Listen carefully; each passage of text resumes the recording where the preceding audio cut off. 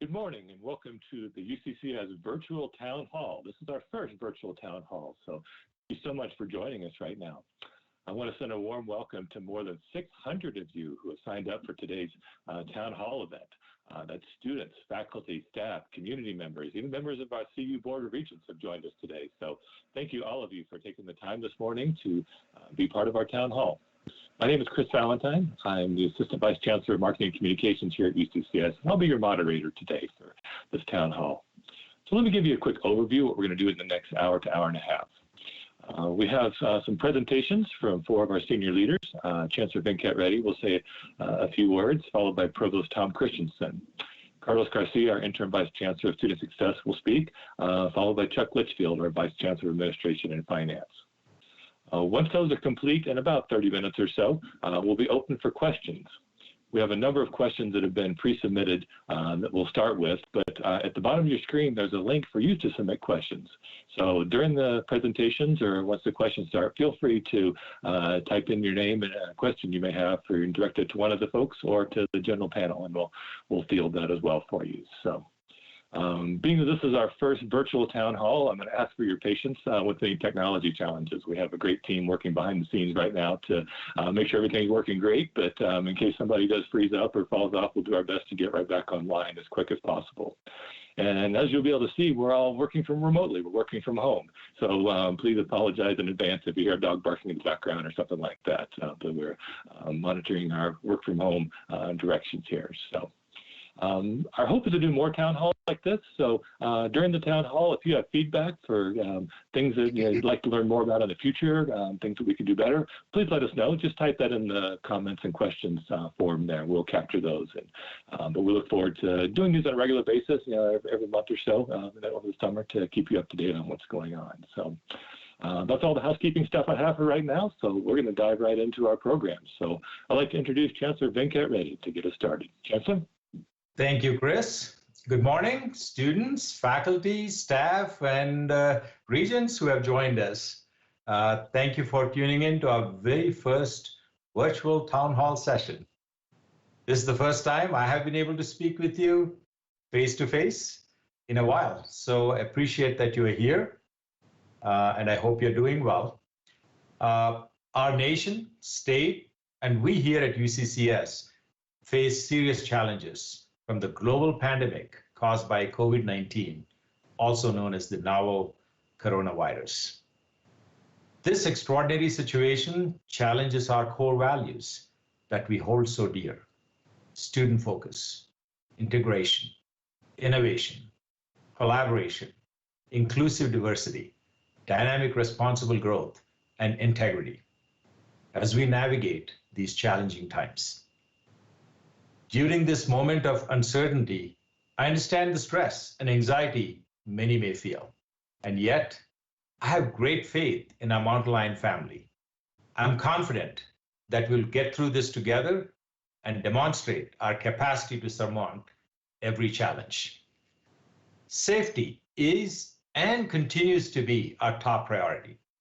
For that reason, over the past few weeks, our faculty, staff, and students have moved mountains to make the shift to remote learning possible.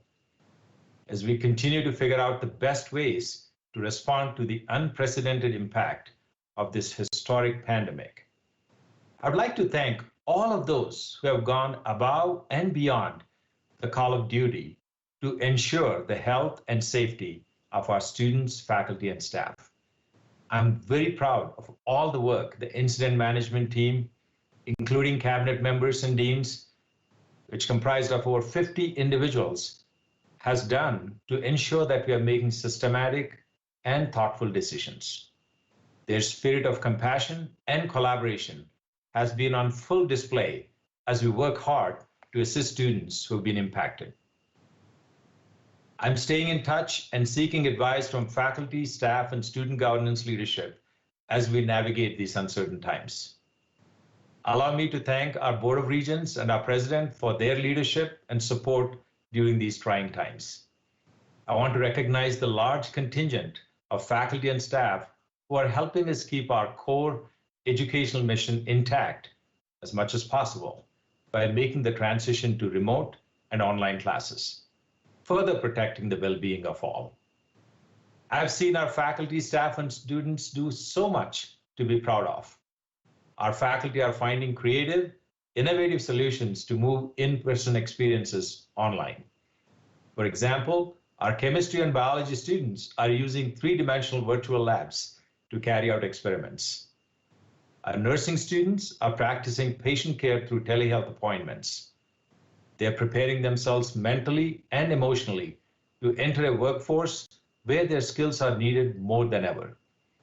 Our visual arts and performing students continue to create. Our English and communication students continue to write. A global pandemic couldn't stop our students from learning.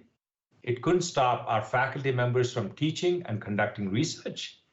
And it couldn't stop our staff from showing up day after day, virtually of course, to keep UCCS running. Despite challenges and uncertainty, our Montline community rose up. I'm proud to be on the same team as this tremendous group of individuals. We live in a world full of digital and virtual tools, and our community has used this technology for something simple and profound, staying connected with each other and taking care of each other. Our faculty and staff want to be available to students as well as for each other. In a difficult time like the current crises, our instinct has been to reach towards each other and not away. There is something powerful about that. We are facing some real challenges. Like many of you, I'm deeply disappointed that circumstances have forced us to postpone or adjust so many of our timeless traditions, such as commencement ceremonies. We knew going into this crisis that moving classes online, asking residential students to return home, and shifting to remote learning and working would create challenges for our budget. But it was and continues to be more important to keep our students, faculty, and staff safe, to make sensible choices to protect our mission and our core values, to continue to pay our student employees through end of spring semester, to offer students refunds wherever possible. We even covered the travel costs of students studying abroad so they could return home quickly and safely. We still continue to fundraise to support the ones who need it most, and to make every decision with the best interests of our community at heart, to ensure that we remain good stewards of our state so that we manage our budgets well. Yesterday, I sent a memo to faculty and staff outlining our work to plan for the summer and fall semesters. Allow me to highlight some of the information, especially as it relates to the financial impact we anticipate COVID-19 will have on our campus. Our leadership teams have engaged in scenario planning to prepare for best case scenario, worst case scenario, and a number of possible outcomes in between.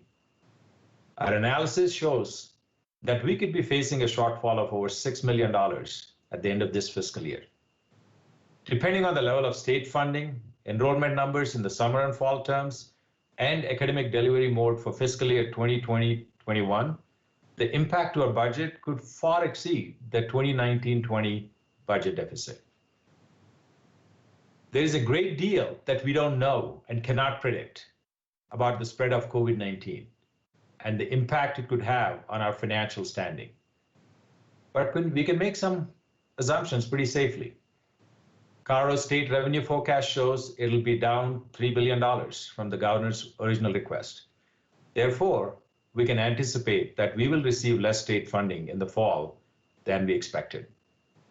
We're also preparing for lower enrollment in the fall, largely because of the economic and public health impacts of COVID-19 on our students. However, on a more positive note, we did receive federal dollars from CARES Act for emergency aid to students, as well as institutional reimbursement of COVID-19 expenses. We're already working on stabilizing our budget during these challenging times. Some such measures include, we have directed departments to minimize operating expenses. We're reviewing open positions, both new and replacement, to make sure that we only fill mission-critical positions and delay the rest. We have suspended university-sponsored travel. Although we are facing a number of fiscal challenges, we will not reduce critical services for our students. We'll keep delivering student support services remotely, including academic advising, mental health services, and disability services. I want to reiterate that safety, fiscal sustainability, and supporting the mission of the university will continue to be our guiding principle throughout this global pandemic and beyond. The Cabinet is spending a considerable amount of time on budget issues to ensure that we have the least amount of impact on our mission. We're not an organization of buildings. We are an organization of people. People are our greatest asset. I'm looking forward to hearing questions from you all today about these matters and more. This situation teaches us lessons of perseverance, innovation, compassion, and loyalty to our communities, our state, our nation, and our world. And I have a few questions for you to ponder upon. Even though we are far away from each other, how do we continue to strengthen our sense of belonging? How do we maximize on the technologies we're all learning together so that we can use this time to learn and grow and take new skills back to campus when we return? How do we reinvent ourselves as a university to emerge from this crisis stronger and better than ever, culturally, operationally, and financially? I want you to know that the answers to these questions are important, and I'll use your feedback as we work through upcoming discussions in the Cabinet and with the deans and directors. Your ideas, creativity, and innovation can help shape the future of our university. So please let us know what you're thinking. I want to especially express my thanks and deep appreciation to each and every one of you for the resilience and teamwork you have demonstrated during these extraordinary times. Thank you. Now, it's my pleasure to introduce Dr. Tom Christensen, our provost, who will share a few remarks. Thank you. Thank you, Chancellor. I want to start by saying thank you to the faculty and staff for the amazing work they've done moving all classes to remote learning very quickly. I was impressed with how experienced faculty stepped in to help faculty who never expected to teach remotely. How faculty and staff came to campus, socially distancing of course, to video record laboratory experiments to share with their students. How the Faculty Resource Center provided a wide range of support which continues for our faculty. We've all been exposed now to new technologies that we may be able to continue to use as we return to more normal teaching environments in the future. Thanks too for all the efforts that faculty and staff have made to support our students. To the faculty who are providing support to individual students who are struggling with this transition. We've extended the pass-fail and course drop deadlines to the last day of classes. Our Excel centers are providing excellent online support for our students in many, many areas. Commencement is a high point of the academic journey. This year, it is not safe to gather physically as a community, but we will offer an online ceremony that we hope will bring our community together virtually in celebration of the accomplishments of our graduates. Our virtual commencement ceremony will be on Friday, May 15th at 1 p.m. Graduates can continue to purchase regalia, mementos, etc. online through the UCCS bookstore. Those graduates who want to participate in either the fall 2020 or the spring 2021 commencement ceremony will be able to do so. Graduates will receive diploma jackets, programs, souvenir tassels, and Latin honor cords, where appropriate, by mail. To our faculty and staff, you're encouraged to watch the ceremony and engage with our graduates through the real-time chat function that will be available during the ceremony. I would encourage everyone to check the UCCS commencement website for further information as we get closer to this important gathering of our community. We've also taken a variety of actions to support our faculty. We've granted a 1-year tenure clock extension to pre-tenure faculty due to the impact that this departure from campus has had often on their research abilities. And I'm working with the Faculty Assembly on issues around spring faculty course questionnaires and how we will use those in the future.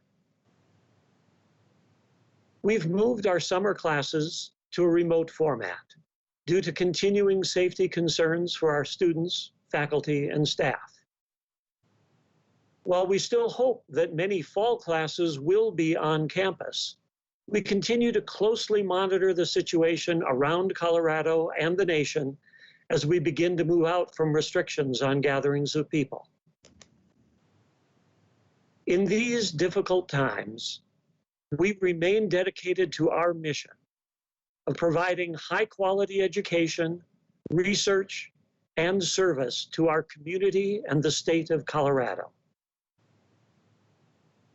It is now my pleasure to introduce Carlos Garcia, the Interim Vice Chancellor for Student Success. Thank you, Tom.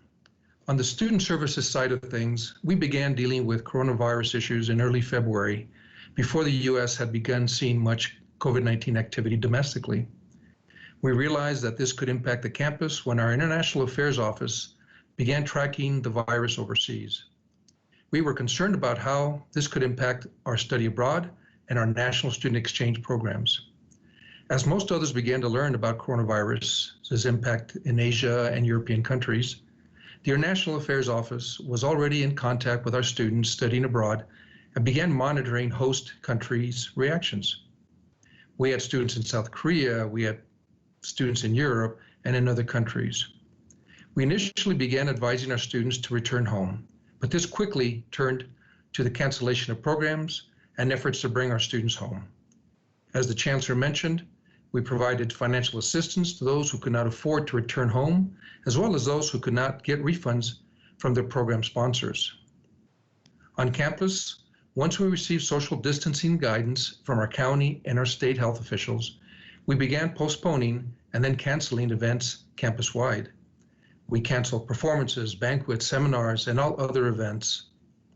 Working closely with the NCAA and the RMAC, we also ended up canceling all athletic games and in-person recruiting events. Our attention was focused on the health and safety of our campus population.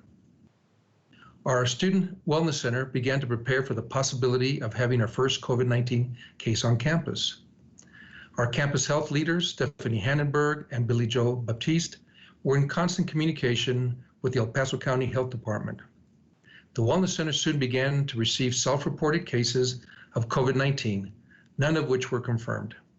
Students were asked to self-isolate and follow the state and county guidelines. To date, we know of only 5 confirmed cases of coronavirus related to the campus, none of them students. But we suspect that there could be many more people infected since wide-scale testing has not been conducted to date, and non-tested presumptive cases are not recorded by the county, the state, or the nation. As the state of Colorado ramped up its social distancing guidelines, so did we. This resulted in us asking all of our 1,400 students living on campus to move out of the residence halls. We did this in order to mitigate the spread of the coronavirus. Based on the information we were receiving from our health professionals, we knew that people residing in community living environments and living in such close proximity to each other could easily spread the virus if one of our students were to have become infected. For those students who left the residence halls, we provided them $3.6 million worth of credits, and in some cases refunds, for their housing and meal plans. When we asked our students to leave campus, we knew that some of our students would not have anywhere safe to evacuate to. Our residence life and dining teams quickly developed a process to address this. Many of our students had already temporarily left the residence halls before we mandated it. So those students had left most of their belongings behind, assuming that we would be back for in-person classes on April 13th. As soon as Governor Polis issued the stay-at-home order, our residence life and housing team again jumped into action and in conjunction with campus facilities, came up with a plan to pack up and store those student belongings left behind. This was a Herculean effort by the staff, and I must congratulate them for getting this done so quickly and so efficiently. We had over 80 student success and campus facility staff involved in this process. As a result, we currently only have 21 of the 1,400 students remaining on campus. We were able to provide those 21 students shelter and food while maintaining social distancing rules. As remote learning and remote work continues, so do the services provided to UCCS students. Academic advising is still advising students. The admissions office is still reviewing admission applications. Virtual orientations are taking place. Campus recreation and student life programming continues. Teachers at the Family Development Center continue to provide remote learning to children, even though we stopped charging the families childcare fees. Veteran students are still receiving services from our Veterans Office. Remote programming has started at the End Center for the Arts, and Clyde's Cupboard is still available for students with food and security needs. Our Dean of Students Office and our Counseling Center continue to work with students who are struggling through this new reality. Most things that we were providing to students before, we are still providing today. It's just in a different way. I believe that given the circumstances, faculty and staff have adjusted well and have done a great job with this change. On the student front, our student government has found a way to function remotely and are continuing to conduct SGA business. Over the past few weeks, I've had the opportunity to speak to some of our students and ask them how they are dealing with this new situation. Some have said that they are struggling. Some have said that they have adjusted well. Those that have expressed that they're struggling with the new remote learning environment and with the new stay-at-home requirements have primarily said they're struggling because of the structure. They missed the structure that previously existed, as well as the ability to interact with each other in in-person classroom settings. All of our students are concerned about the uncertainty of the future. As you might imagine, this uncertainty creates anxiety in our students, and we're committed to continue to help them through all of this. If you are a student listening in today and are struggling with this new remote environment, please reach out to your faculty or any of our student services offices.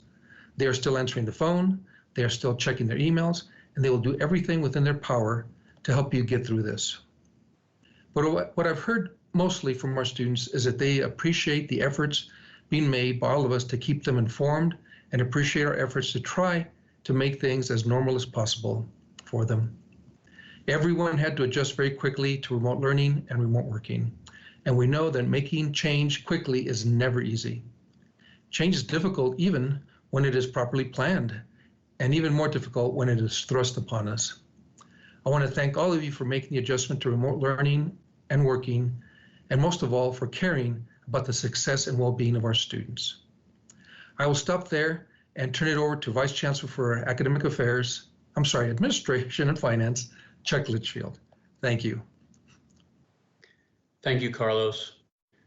I want to take a minute and thank Scott Smith, our emergency manager, and the entire incident management team, which was so instrumental in this sudden shift in reaction to this virus. Our primary focus remains the safe and effective delivery of the highest quality of academic instruction for our students. The university does this by optimizing the use of several revenue streams. UCCS is a $275 million organization with three primary revenue categories: general fund, predominantly funded by tuition and state funding; auxiliary operations, funded by delivery of services and fees paid by students; and restricted funds raised through our dedicated donors and alumni. The campus business and finance teams are engaged in a scenario planning effort to anticipate the financial impact of the COVID-19 crisis. General funds account for $170 million of our budget. Residential tuition paid by our fellow Coloradans accounts for 55% of these funds. The state provides $34 million to UCCS, most of which comes from the College Opportunity Fund, which acts as a direct discount to Coloradan student tuition. Our dependence on residential tuition makes our financial relationship with students synergistic and ensures that we are always mindful of the value of the education we provide. It also means that our financial health is extremely sensitive to our enrollment numbers. The public health emergency and subsequent economic shock create a double whammy for our budget. This spring, the public health emergency forced our faculty to Herculean efforts of converting from campus-based delivery to remote academic delivery. While our faculty team has over 20 years of experience with remote delivery, the sudden transition has challenged both students and instructors. We take great pride in the student experience in the classroom and on campus. We look forward to the time when we can safely restore that campus experience. However, we also recognize that our student population relies on a steady progress toward their degree, and for that reason, we chose to deliver academic instruction remotely in summer. Our enrollment tracking for summer is not showing detrimental effects for this choice. We are in the midst of scenario planning for fall. We believe the length and extent of the economic downturn will impact the choices both new and returning students make for enrolling in fall.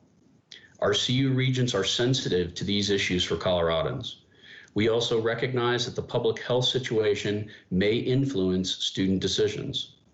For that reason, our best case scenario is a hope that we can sustain the enrollment levels we achieved in the fall of 2019. However, most of our planning scenarios anticipate a decline in enrollment. For every 1% decline in enrollment, our general fund loses approximately $1 million. Alongside economic concerns are the consequences for the Colorado state budget. The latest projections we see for state revenues suggest a $3 billion reduction. In each of the two previous economic downturns, the dot-com crash and the Great Recession of 2009, the state faced these kinds of reductions in revenue and subsequently reduced state funding for higher education. For that reason, our scenarios again assume a best case of no reduction in state funding and a series of reductions from there. A third area for our financial scenarios is the impact of the public health restrictions and the economic downturn on our auxiliary revenues, which account for $57 million of our budget. As Carlos discussed, we have already credited over $3.6 million to students displaced from housing and dining plans this spring. Our auxiliaries operate as small businesses, reliant on student fees or sales revenue for the provision of their very important services. While housing and dining form the lion's share of this revenue, other campus auxiliaries include event and conference services, the Wellness and Recreation Center, and the Family Development Center. These organizations not only provide vital services, they are also the largest student employers on campus, providing a vital link between access to a campus education and the means to afford that education. As many of you know, every one of these services includes distinct buildings on the campus. Like any small business, those buildings are a capital investment that are paid for by those same revenues. In every case, the student government endorsed those investments in the interest of enhancing the student experience. When the public health restrictions limit or completely restrict operation of these services, these auxiliaries must get creative in their delivery, much like many of our local businesses. We successfully transitioned many of these services, including the remote delivery like telehealth from our wellness center. When deciding to deliver the entire summer remotely, there were consequences for the auxiliary revenue. The campus leadership has decided to cover the fees related to services that we do not feel we can adequately provide to students in the summer. The student event and performance fee, the rec center bond fee, the student rec center fee. The loss of summer camps, conferences, and other venues will decrease student employment opportunities and significantly reduce the auxiliary revenue. Those consequences of limited or restricted operations in the fall also carry profound risks for the auxiliaries. Our scenario planning is anticipating a range of reductions in auxiliary revenues in the summer and the fall. When revenues go down, our campus possesses tools for balancing its budget. For small variances in the budget, the campus maintains enough reserves to smooth those over. At the direction of our regents, we maintain an emergency tuition stabilization reserve, specifically tailored to the variances in enrollment that occur during normal periods. Reserves are not sufficient for the scope of scenarios we are considering related to COVID-19. With the onset of this crisis in March, the campus made immediate financial decisions to limit its impact. As the Chancellor has said, those restrictions included restrictions on operating expenses like office supplies and food budgets, suspending all campus-funded travel, and immediately putting many of our buildings in utility setback. Those savings efforts continue today and will extend to the summer. Personnel costs make up 69% of our general fund budget. For the more egregious scenarios that we are planning, a reduction in personnel costs must be considered. There are a range of options that preserve our critical workforce without going immediately to reductions in people. In the coming weeks, we will be engaging the campus to explain those scenarios and the approach to balancing the budget. While we're discussing people, the federal government issued the Families First COVID Response Act that includes provisions for employees directly affected by the virus and its consequences to them and their families.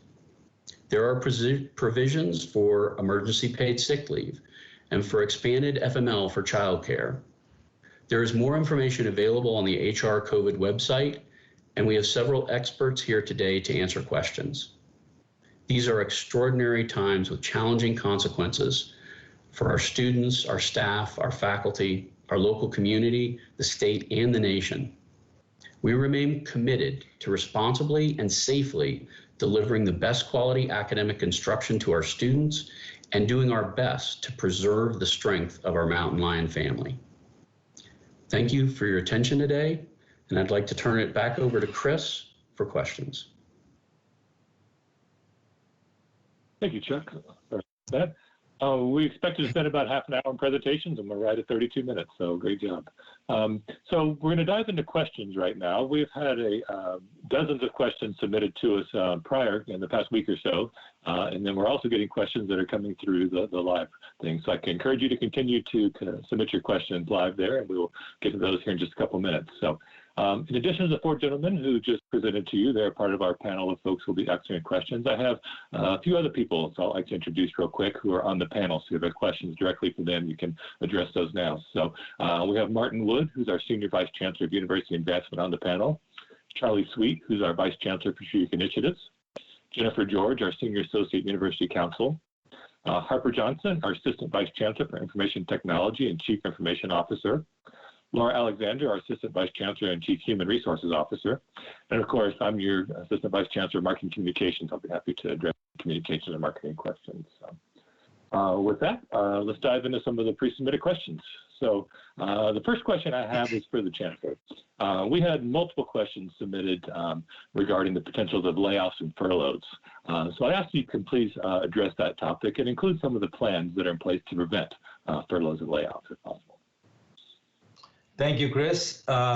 Obviously, this is a tough question whenever we look at impacting people. But I want to remind ourselves, as I said in my remarks, we are a people organization and people are our greatest asset. So any decision we make regarding them will not be taken lightly. As Chuck has pointed out, we will be doing scenario analysis and really looking at what impact will we have on the budget. You just heard a 1% drop in enrollment translates to $1 million impact. That's not an easy one to fill up. So we will do everything possible before we come to furloughs or layoffs so that we can meet the challenges we face right now. So I would say we'll use every single tool we have to make sure we protect the people, but at some point we will have to make some tough calls. So auxiliaries will be one that will probably have the biggest challenge. So I think that decision will be made most likely in late May about furloughs and layoffs. But we'll continue to evaluate. There's so many things that are still uncertain. So please know that we'll make sure we're working with the shared governance folks. We are working with the deans and directors. This decision will not be made in a black box. We want to ensure that we are aligned with our mission when we make these calls, with our core values. So our commitment is we'll do everything possible before looking at furloughs and layoffs, but you cannot really rule them out of the picture. But we'll keep you informed. There are a lot of timelines that are coming up in terms of decisions that will be made in mid-May, late May when the regions meet. So we'll keep you informed for sure. But again, we're not the only one facing these challenges. We'll make thoughtful decisions, keeping people as our priority. Thank you, Chancellor.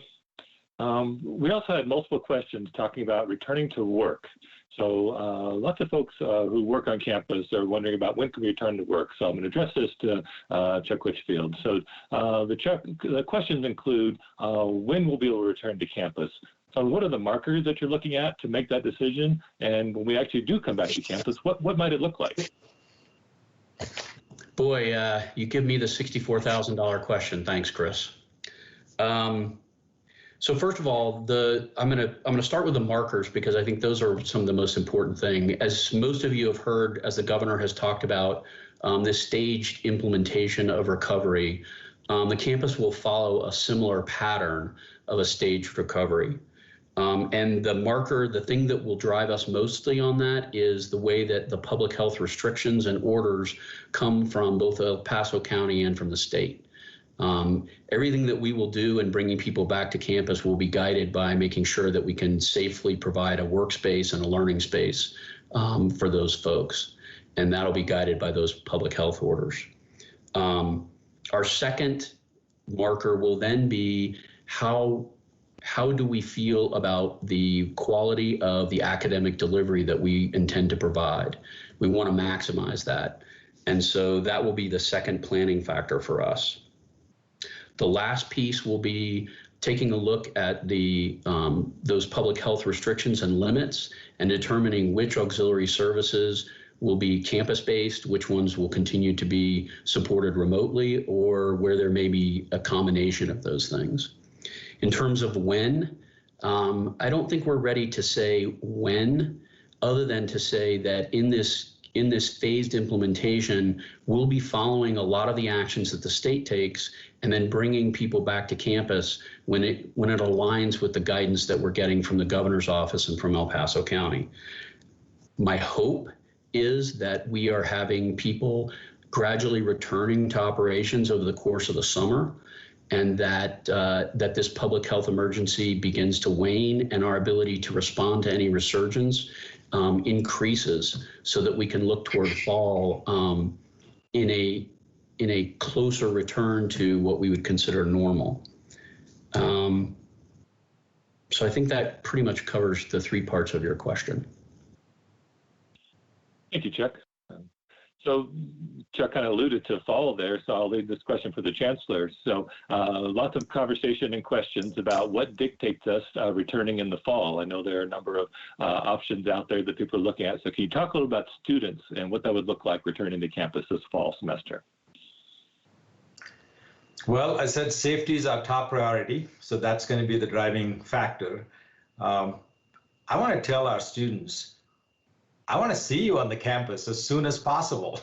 We are all very, very optimistic. We're missing you, not seeing you. We want to see our faculty and staff. So I'll be the first one to say, let's open the campus and go for it, right? But then there are a lot of other things that come into play. We have to make sure that the social distancing is still in effect or not. Maybe things will soften by that time. We'll give priority to certain classes that cannot be held online that easily. We probably will prioritize those to bring them to campus. We'll certainly be prepared to have a hybrid model. That is, we'll ask our faculty to be prepared to pivot from on-campus to online at a moment's notice if this thing escalates. You saw the CDC head telling us only a couple of days ago that the winter might be worse than what we've seen so far with the flu season hitting. So there are so many unknowns out there. But I want to tell you, our regents, our president, our vice presidents, chancellors, our campus citizens, everyone is eager to come back to campus. But we will not do that at the risk of putting your safety. I think that would be a mistake. So we will really evaluate a number of decisions. The provosts, all of our campuses, CU campuses are in touch. They're talking about strategies so that we can gain more information. We look at delayed starts. So there are a number of factors that are going into play as we look at it, but I want you to know, we do want to see you soon. So we will work towards opening in the fall, but we will not do so if that's going to put your life at risk. All right, thank you for that answer. Direct the next question to Provost Tom Christensen. So the spring semester, we're still in the spring semester right now. We're not allowed to talk about the summer and the fall, but some folks are asking me about the pass-fail grades. So students have been given the option to select pass-fail for their classes for the spring semester. And the question is generally, why isn't that option available to all students? So I know it's kind of a bigger question for you there about pass-fail. So can you talk a little about pass-fail and how that decision was made and what the ramifications are? Certainly. So as we look at the pass-fail issue, all three campuses have extended the pass-fail deadline. So on our campus, that's extended now until the last day of classes, which is, I believe, May 10th. So students have the opportunity to make those decisions, but there are still some restrictions. The ability to choose pass-fail is governed by the faculty in each of the colleges and sometimes even at the department level, because there are various licensure requirements, accreditation requirements, prerequisite requirements, things like this that we need to take into account.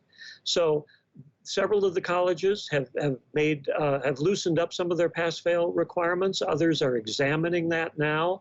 Actually, this has been changing in the last week or two as different colleges examine and consider what is in the best interest of the students and of their academic progress. Sometimes taking a pass-fail grade is not actually a good idea.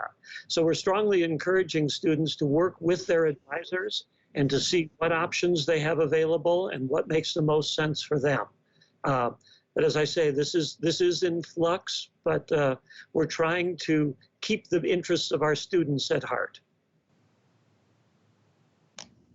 Thanks, Tom, for clarifying that. So the next question related to the budget, so I'll turn back to Chuck Litchfield with this one. So Chuck, I know you touched on it a little bit in your presentation there, but the question is, how much of a budget cut are we looking at for school year 2021 and 21-22, the long-term effects of this budget?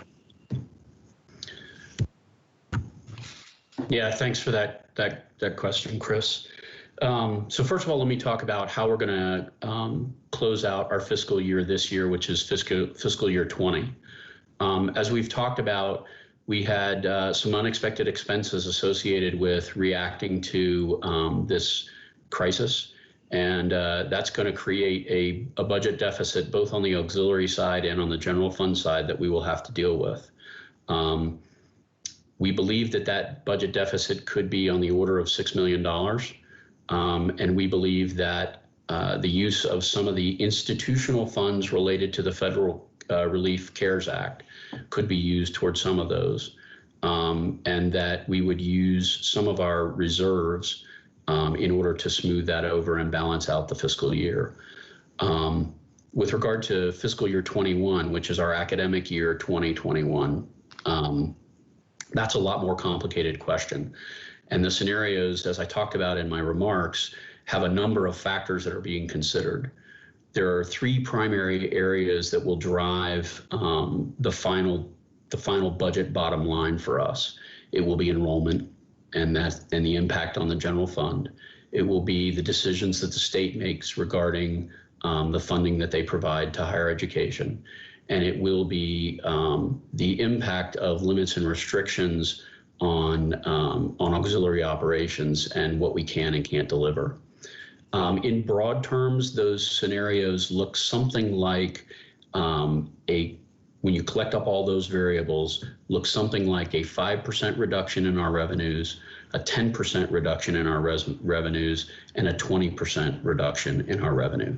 And clearly that last scenario creates a lot of challenges for us trying to balance the quality of our academic programming with the ability to put those resources where they need to be.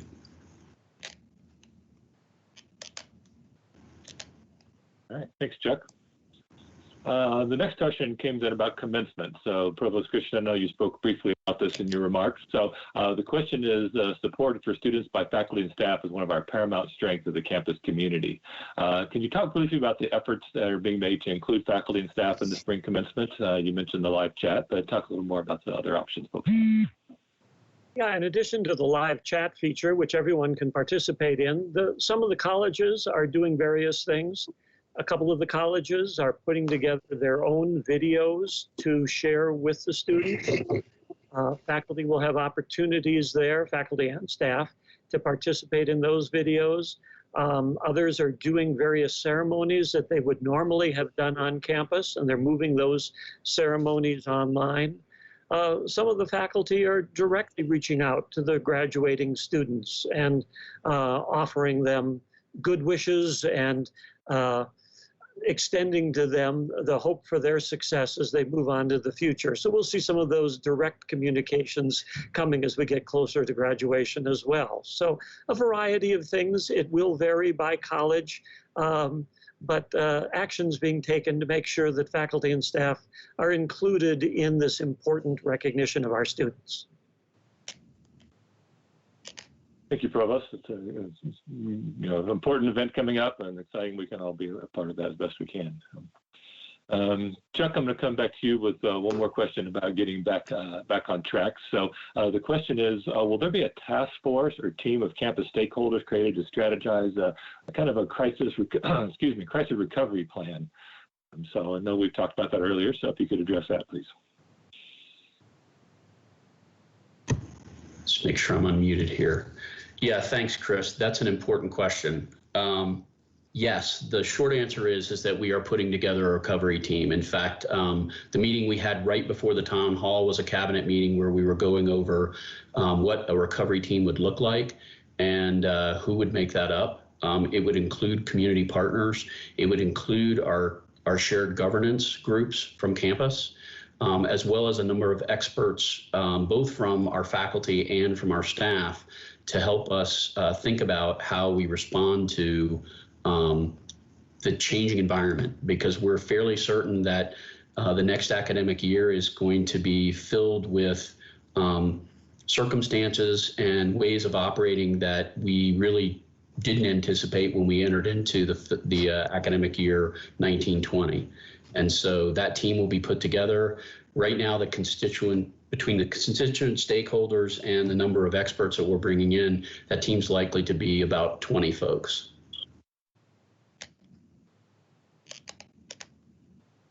Excuse me. Thanks, Chuck. That's so we're all looking forward to that transition back. So thank you. Address this question to the Chancellor. Chancellor, we had a number of questions kind of related to kind of the positive side of this challenge, if you will. So the question is, we're all worried about the future of UCCS. If we're going to do more than just survive and instead thrive, what's your point of view and what's your advice to faculty and staff and students as we prepare for the summer and the fall semester? And kind of what can we do to make this successful? What can we all own? So first of all, I want to acknowledge the anxiety and the worry that we all have because the future doesn't look certain yet. But I want to tell you, it's moments of struggle that define us. And that's what matters most right now. So I do have faith in our Mountain Lion family. I do think we're going to not only just survive, but we'll thrive during this time because we're going to hang it together. We're going to work on this together. I will challenge ourselves to be more innovative and say, what opportunities does this crisis provide that's going to bring us back even stronger than ever before? I'm just so proud of the Herculean task our faculty and staff have taken on. Within a week, you moved 85% of the classes into remote or online learning. Just think about that. And every one of you took leadership in your own areas. None of us were coming and guiding you, saying, this is what you ought to do, but you just took upon yourself.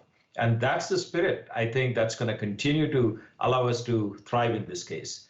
We're also investing at the system level, President Kennedy's initiatives in online and tech enablement, where I think we're investing in the right things. We're not just cutting ourselves to the bone and say, I hope a good day comes that we'll see better days, but we're going to be proactive, not reactive. That's where our strength will be. As people are thinking about how to survive, we're going to continue to plan. We have a strategic plan 2030 in place. We're not going to just put that on the shelf. We'll still be aligned with that so that we can look forward to a brighter future. We'll still continue to invest in the things that matter to us, that have great prospects for us. So I would say to you, yeah, worrying is natural, anxiety is natural, but that has never slowed us down. If you go back to the history of this campus, we always came through. And I'm certain that we'll come through this time as well because you're all with me. Thank you, Chancellor, for that inspiring message there. So yeah, there is some good that comes even in a crisis situation. I'm going to ask the next question of Harper Johnson. It's a question about our online and tech enablement.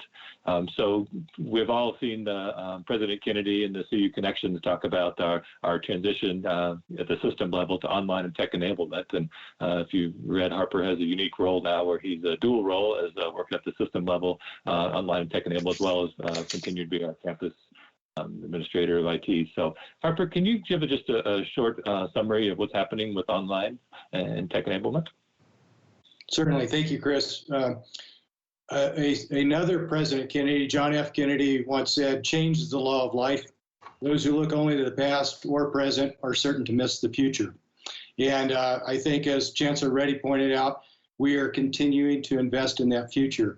And so part of that is the Transformation and Innovation Program, and part of it is investing in how we expand and make better our online presentation of our courses. And so at the system level, those two are being invested in, as well as at the campus level. I'm proud to lead the Transformation and Innovation Program that will be focused on how do we take a future posture towards improved collaboration and investment in our technology infrastructure so that across the system we can collaborate better. We can, in this time of down budgets, we can find better efficiencies and at the same time enhance what we do. So on the online perspective, for fall 2020, there's a conversation about how do we invest in strategic priorities for online, how do we get our name out there, how do we market better, and how do we collaborate with our shared governance and our faculty to improve the offerings that we already have in place to make them even better for tomorrow. Chris, you asked me something. I want to come back to that a little bit in terms of what are the good things that could come out of this COVID-19. I just want to share a couple of thoughts. I feel like our climate got a sabbatical on this, so hopefully we'll have more clean air and clean water because of this. Traffic is no longer a problem. Parking is no longer a problem on the campus because I have not received one parking complaint, by the way. We are also able to serve people with disabilities in a more effective way because we are using technology to do so. I also think there'll be greater workplace diversity because of this, because we can actually have a greater diverse talent pool from anywhere in the country if we are able to figure out a new ways of thinking about this. Maybe workplace harassment, which is a big problem, is probably not an issue. I think people probably will become more inclusive if we are thinking about this the right way. We talk about bringing in the remote population. This is an opportunity for you for us to figure out how we use technology to do that. So I do believe, despite the challenge, the new normal we are facing, I think of course, in my history and more than 100 years of our country's history, I do think there are a lot of positives. So let's kind of scratch our innovative part of our brains and say, how do we create a better life? How do we reduce mental health issues during this time? Because people have a little bit more time to spend with their family and connecting with real people instead of just smartphones. So I do feel like there are a lot of things for us to scratch our heads and say, hey, let's look at the silver lining that's going to come with this challenge that we have. That's great. We should always look for the silver lining. I appreciate that. So thank you. So that concluded our questions that we had pre-submitted. So now I'm going to transition to the questions that are being submitted live as we're speaking here. So we have literally dozens of questions. So I'm doing my best to combine the ones that are kind of similar topics there so we can kind of keep to our time frame here. So the first question I'm going to address to our Provost, Tom Christensen. So the question is, as many classes shift to online, what will happen to those students who need classes that are unable to be offered online, like lab courses, for I know we talked about this in the short term, but they're curious about it in the longer term over the summer session and into the fall. Those are certainly the classes that we have the most concern about. We did manage this semester to take even lab courses into an online environment, but we recognize that that's not an ideal environment for many of them. In some cases, there was simulation software available that we could use to actually recreate a pretty good laboratory experience. But in other cases, we really need access to the actual equipment that we have on campus.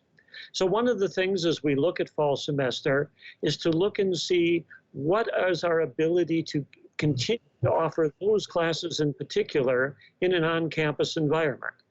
Now, the good news is, in many cases, these are somewhat smaller classes, and so we may be able to stay within guidelines that the state may issue in terms of social distancing, in terms of limits to numbers of people who can gather at one time. So we'll be exploring that. We'll also have a little more time to try to make decisions so that in some cases, classes where we weren't able to identify software and other alternatives, we may now have a little more time to figure out how to find those alternatives for lab classes. So very real concern, one that we're definitely working on, and the exact solution will depend so much on what we learn in the next month or so. Thanks, Tom.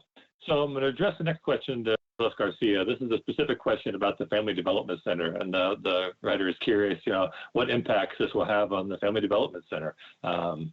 So the restrictions on daycare the governor spoke about this week. What are your thoughts on the Family Development Center? Thanks, Chris.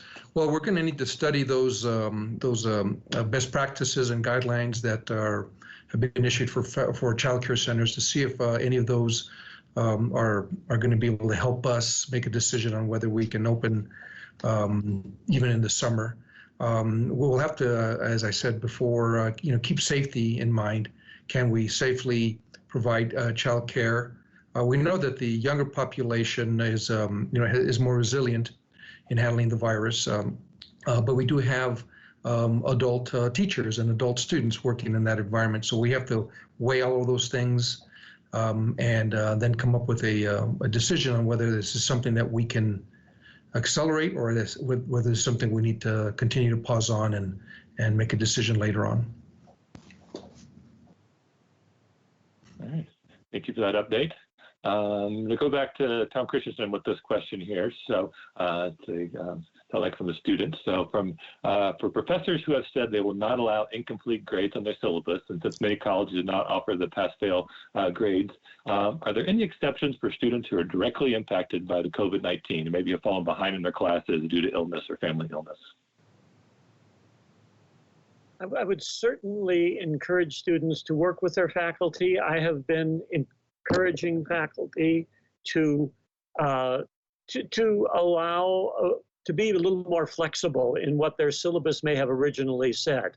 So certainly I would say that students should check in with their faculty and make sure that the faculty understand the circumstances that they're facing. If the faculty still don't feel that that is appropriate, the student can also check in with the dean's office in that college to just to make their case and to see whether the dean's office can intervene in that particular case. But overall, we're certainly encouraging faculty to be more flexible in incompletes, in things like that, because we recognize that these are not ordinary times. And the syllabus that we started the semester with may not quite be the syllabus that we can still enforce at this point in the semester. Thank you for that answer. So I'm going to come back to Chuck Litchfield with the next question. So you briefly in your presentation about summer student fees. The question is simply, has the collection or non-collection of summer semester student fees for auxiliary units been considered? And obviously, what's the impact on those services? So if you can touch briefly on that again to clarify that.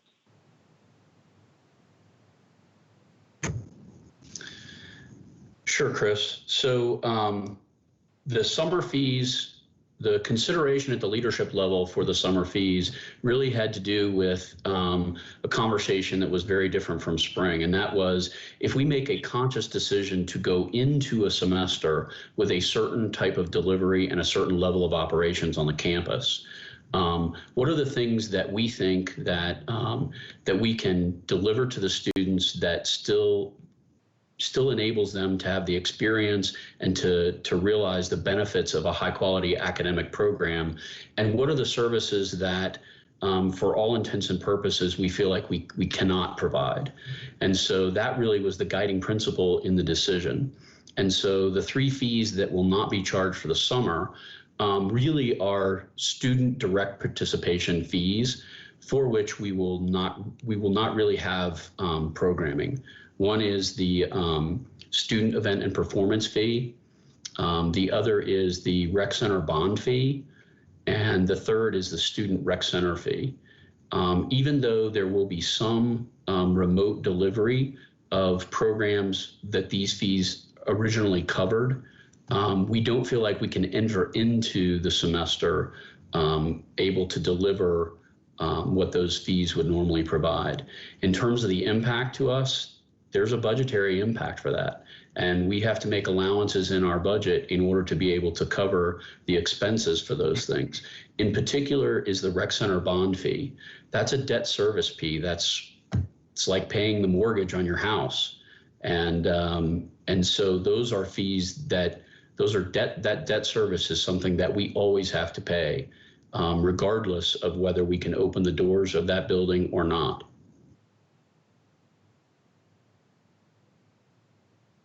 Thank you for summarizing that again. That's perfect. We have a ton of questions, so I'll move on to the next one here. So going back to the provost with this one. So this one appears to read between the lines. It sounds like from a student. So the question is, how do you plan on getting faculty members to collaborate to use the same template to teach online? Many classes are not using Canvas before the transition, and now as a student, I have to have Zoom, Teams, WebEx, and Adobe Connect all installed. Any suggestions on moving forward to help us out here? I feel the pain on that. And since I'm finding that I'm also having to become an expert on multiple platforms here. So some of the issue here was we weren't ever expecting to be going online this semester, and it happened very quickly. And we had to allow faculty a fair range of latitude in how they were comfortable getting these classes into a remote environment quickly. Now, as we look at fall semester, we'll have a little more time to be thoughtful, to try to consolidate some of this, to encourage the use of certain platforms so that there will be a little more consistency in what we are offering, in those offerings that do still have to be provided in an online environment this fall. So I think a lot of it is just the suddenness with which we had to go online, the need for faculty to use the tools that they were most comfortable with. And we do find that for certain types of classes, one tool may actually be a better tool than another in terms of the ability to have joint classroom discussions, things like that. So we'll try to help identify those things, work with the faculty on best practices and what tools seem to be best for different things. But we'll have a little more time to do training now and a little more time to do planning for the fall semester. So I think that will help. Also, Chris, we are working across the campuses, trying to accumulate best practices so we can get some quicker help, giving more support to our faculty during this time. And for the question, I would also say the silver lining is, well, you're going to become more adaptable for the work environment where it's going to force you to do those things. So I'll just say kind of keep that little positive behind. I understand the pain this causes our students, but I want you to know, hey, this is your chance to kind of take on the unknown and be much better prepared for the real life. All right, yeah, thanks for adding to that. So, Provost Christensen, since you have the podium, I'll let you stay at the podium for a moment here. So the next question is for you as well. And it sounds like from the faculty, it says, does the one-year tenure clock extension apply to both existing and incoming faculty? For example, the faculty starting as UCCS assistant professors in the fall of 2020. So because the 1 year extension is based on the fact that we are not in operation normally this semester, it's being applied to this year. So it is only for faculty who are currently on our campus this year. Now, we'll certainly be looking into the future and see what next year brings. But since we do base that on an academic year, the extension is for academic year 2019-2020, and so for only faculty who are currently employed by us and are currently pre-tenure. Thanks for clarifying that. Chancellor, I'm going to come to you. You touched briefly on the fall semester in your remarks, or I think one of the earlier questions possibly. A couple more questions related to that, so we might want to revisit that briefly. So the question is, are considerations being made to move up the start of the fall semester since COVID may spike in the colder winter months? And or the other question was, could it move back? So I think you talked briefly about one of the possibilities was changing the calendar. So talk briefly again about the fall semester and some of the decisions there. So I'll just reiterate what I said before. I think we're putting every option on the table. We'll not miss any of those options. And depending on how prepared we are to move those forward, I think that's how we're going to play out. But the cabinet and the deans, in fact, we are meeting next week, and we'll be discussing with the deans about how best we can do that.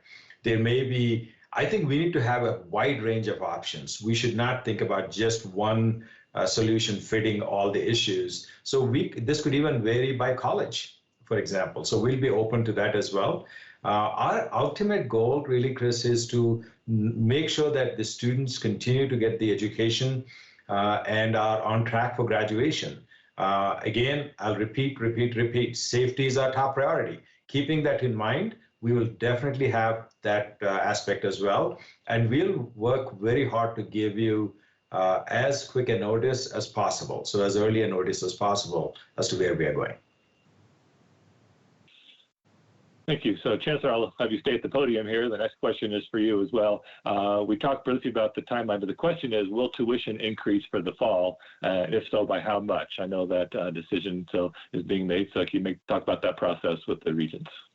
So the regents are on the line, some of them, but really it is their call. But at this point, the regents will be meeting in the third week of May, and that's when the call will be made. And we will certainly keep everything in mind as we put forward. I'll actually ask Chuck to respond to that as well. Thanks for putting me in the hot seat there, Chancellor. Appreciate it. Actually, the Chancellor has already said, right, the decision is the regents to make. As I said in my remarks, the regents are very sensitive to the impact of access and affordability for Coloradans. And so the question of whether there will be any tuition increases are something that they're considering. But I will tell you that they have also directed us to look at what happens if we don't increase tuition? Can we deliver the high quality academic programs that we promise? And would that make a positive impact for Coloradans? So, we're looking at those scenarios, and we've been asked to look at them from the perspective of the impact to Coloradans served by our university. So, Chris, to add on to that, this is a question we struggle with year after year. It's not just a COVID-19 question. We work really, really hard to reduce the burden on our students across the board, from the regents, from the president, chancellors.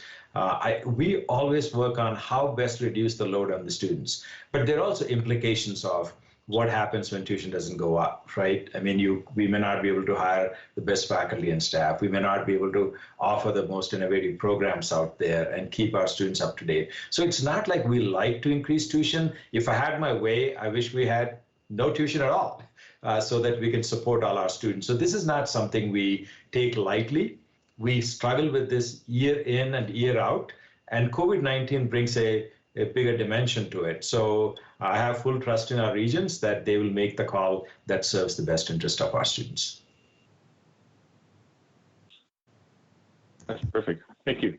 So I think the Chancellor can answer this question. Chuck may weigh in on this, but the question is, how do the current registration numbers for fall 2020 compare to fall 2019 registration numbers at this time last year? So Chris, that's a good question. Our fall registration is very nascent at the moment. And so it's very difficult to really take a look at a comparison to fall registration numbers from last year. For example, just this weekend, we had our first orientation for new students that was delivered remotely. But it also means that the number of students that really can participate in enrollment right now are very limited. And so it's very difficult to compare to last year.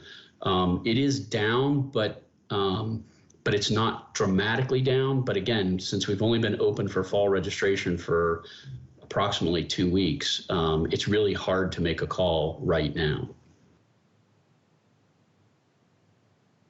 Okay, thanks for answering that as best we can. So it's a tough question. So I'm not sure if this is the Chuck question or a provost question, but I'll throw it out and see where we go. So how, if at all, are campus resources being directed or organized to ensure that UCCS researchers are well positioned to take full advantage of the federal funds currently available to conduct COVID-related research? For the funding question or a research question, so I'll put it to both of you there. Let me start with the research side of it, and then if Chuck wants to contribute on the financial side and resource side, he certainly can. We are working with our state and with our federal lobbyists to make sure that they are well aware of the capabilities of our campus. We just put in some major requests for various things, recognizing the federal funding that is becoming available, so trying to get ourselves involved with that. We're also very cognizant of the fact that as we approach summer, that is a major time for faculty research to take place. So we're working with our faculty to make sure that we understand what their needs are for the summer, what their needs are in terms of access to special facilities and the facilities that we have on campus. So we're gathering all that information to try to make sure that our research mission continues to move forward and that we are able to take advantage of the federal resources that may be becoming available to us. The only thing that I would add is we are also trying to collect up as a compendium the idea that there are private and foundational resources that are being made available through grant opportunities for research associated with this crisis, both the public health end of it and the economic impact. One of the things that one of the parts of our recovery team will in fact be looking at this specific area, and that is to look at grants that are available for faculty researchers to contribute to both analyzing what happened in this crisis and planning ahead for dealing with a similar crisis in the future.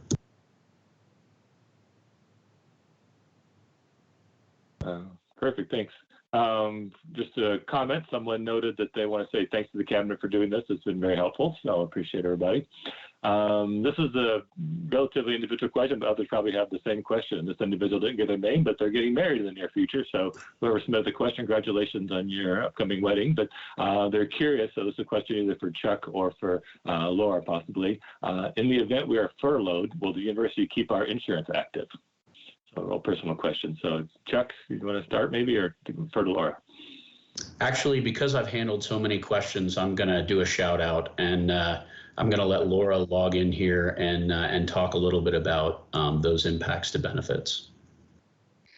Right, thanks for the question. And so furloughs involve no loss to vacation and sick accruals, and also the employees are able to retain their benefits eligibility. So a furlough would not impact benefit coverage or the accrual of sick and vacation time. So that is, I guess, if we're talking about silver linings, that's the silver lining about furloughs.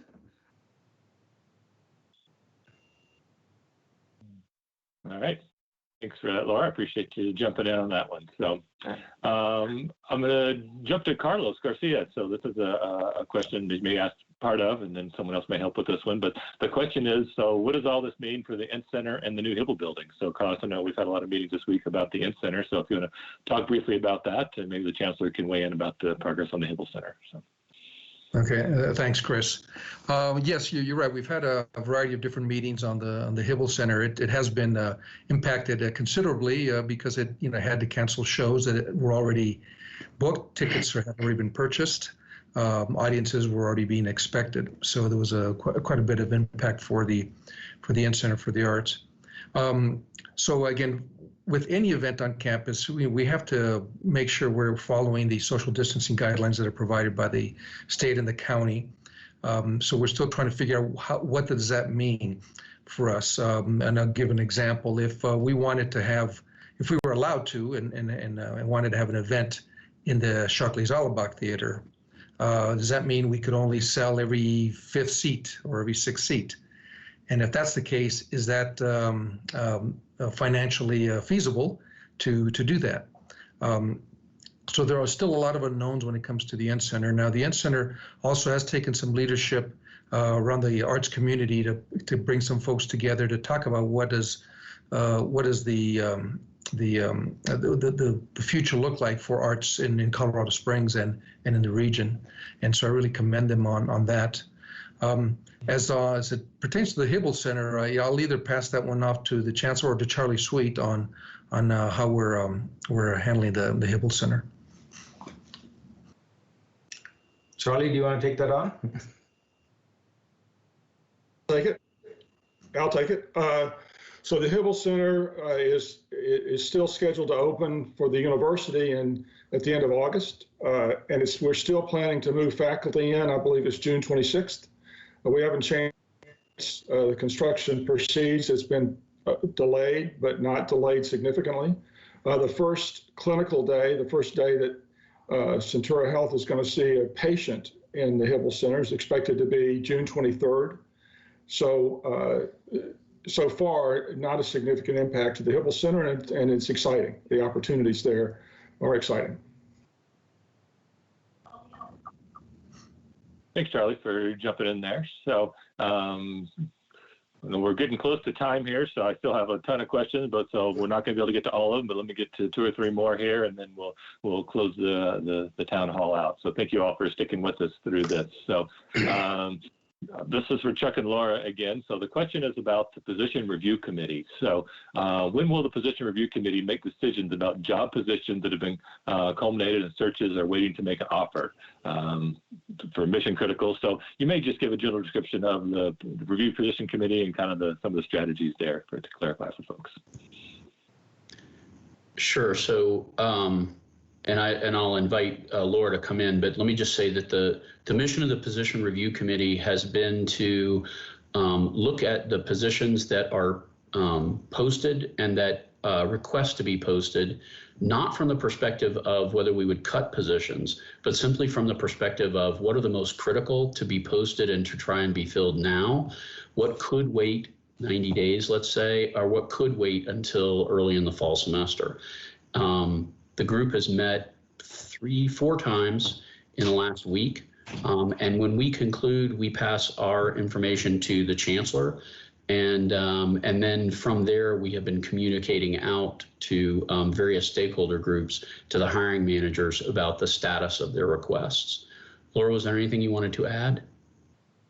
Just that when a position is approved for filling at this time, once the Chancellor reviews and endorses those decisions, Human Resources will be communicating those directly to the department for those that were approved. For those that are delayed or deferred, either Chuck or the area Vice Chancellor will be communicating those decisions to the departments.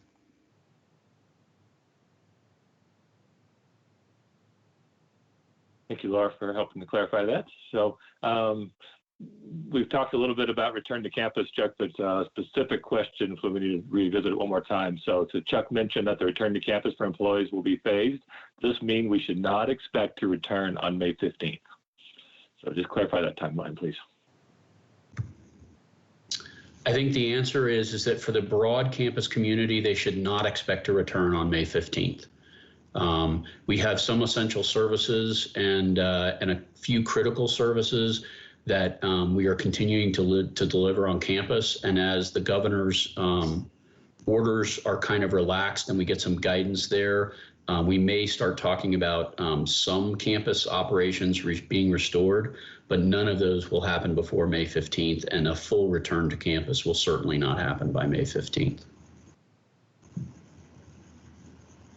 And Chris, let me just make one other point. I think this is probably a question that's out there. The idea that we are phasing that also means that a number of our employees who are currently working remotely may be asked to continue to work remotely as a part of that phased process.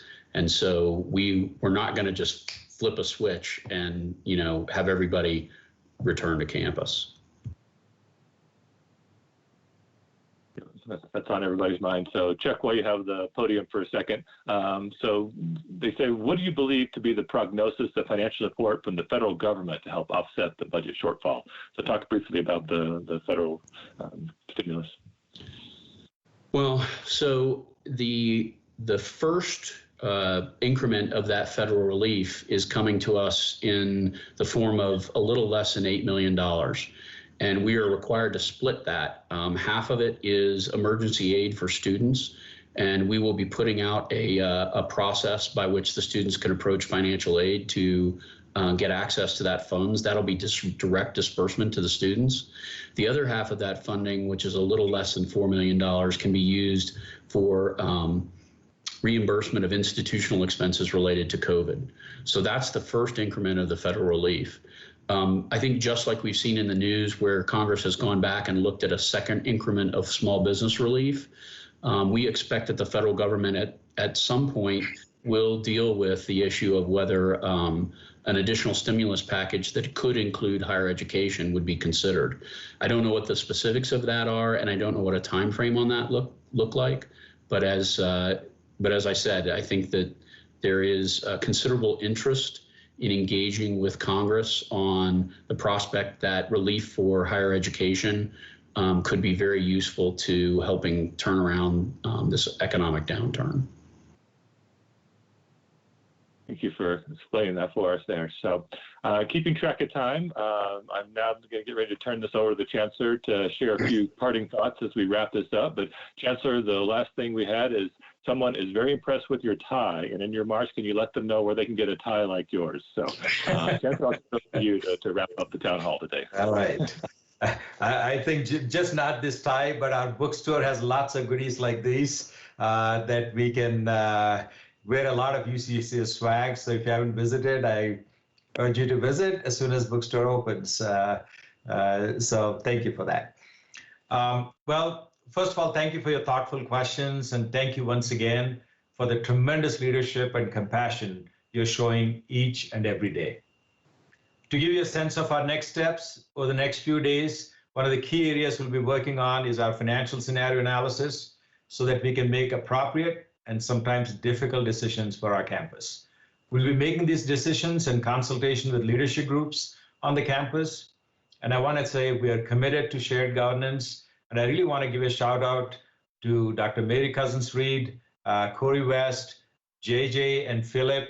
They've been just fantastic in working through this process. I commit to continue to work with you all as well.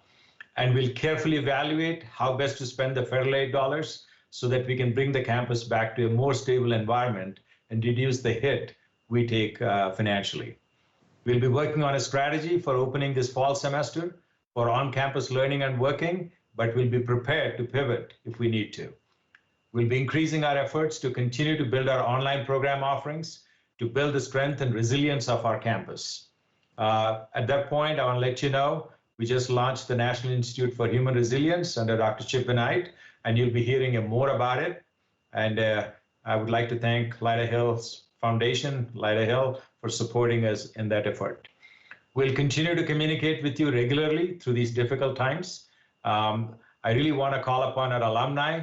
Thank you for what you're doing, reaching out to our prospective students and being there for us as we go through these times.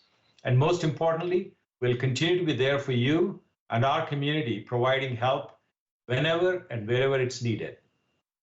Thank you once again for listening to us and sharing your concerns and hopes for the future. While we face a challenging situation, we are stronger because we are facing it together.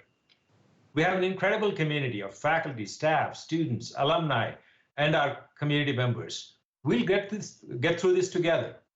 And I truly believe we'll emerge stronger, more innovative, more resilient than we ever done before. I'll repeat what I said before. It's moments of struggle that define us, and that's what matters most now. I wish you and your family health, wellness, and safety. Thank you so much. And that concludes our town hall today. Thank you so much for joining us. And as I mentioned at the beginning, we'll be hosting this on a regular basis throughout the summer to keep you updated as best we can. So thank you for joining us, and we'll sign off now. Bye.